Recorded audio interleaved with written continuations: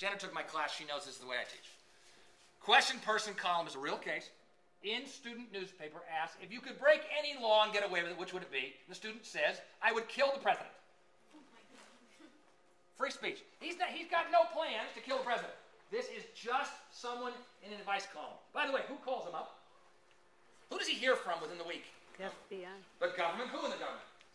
What department protects the president? The Secret Service. That's who calls him up. Can they arrest him for just answering a question in a newspaper column? Is this a vague threat? Can you threaten the president's life? No. Can you joke about it? Hey, let's try one out right now. It's kind of creepy. I'll do this, but just know what we're doing. Right? Ready? Next week at 3:30 in the afternoon, I'm going to kill the president. I just said those words. I just said them. Can I be arrested for having just said those words? Using them as an example in a class? Does anybody raise your hand if you really think I'm going to kill the president in a week? Hey, by the way, you know who's the least likely person to have a bomb in an airport? A person who jokes about having a bomb in an airport. It's kind of weird, isn't it? Hey, so the First Amendment says in the famous line, there's two famous phrases in the First Amendment that even before you came into this lecture, you knew. One is that the definition of obscenity from Justice Powell, who said, I cannot define it, but I know when I see it. Most people know that, right? But the most famous First Amendment line in all of history, written by Oliver Wendell Holmes, is what? Can't shout fire. You can't yell fire in a theater. Is that true? Was he right? You can't yell fire in a theater? Yes. Well, he was wrong. If there is a fire, you can yell fire. If there's a fire in a theater, you can yell fire. It depends on the circumstance. You can yell fire in an empty theater.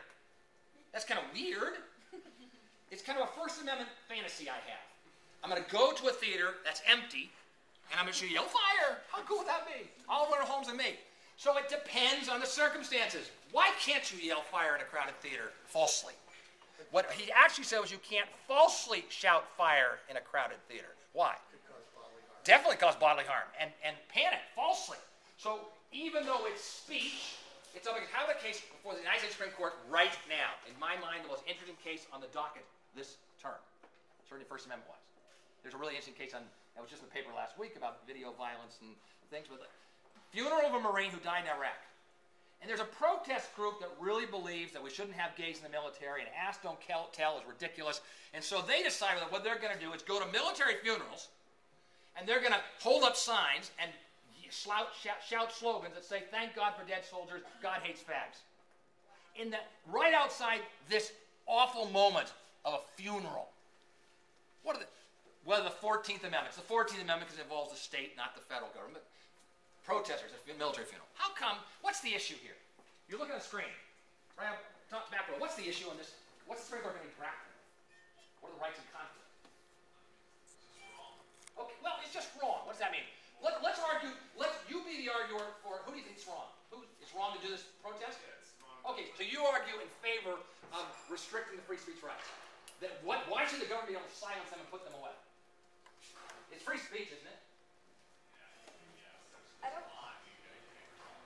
There's a line. What's the line? There's a law between people.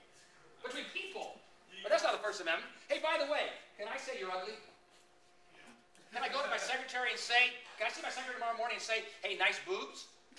Can I say that? No.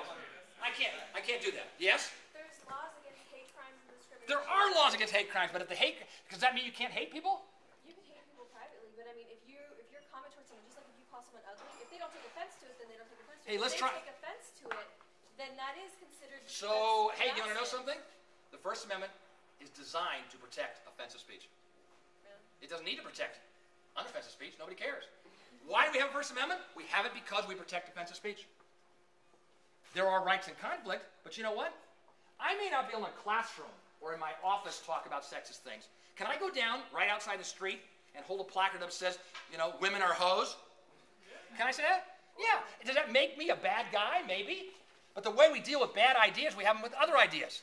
Yes?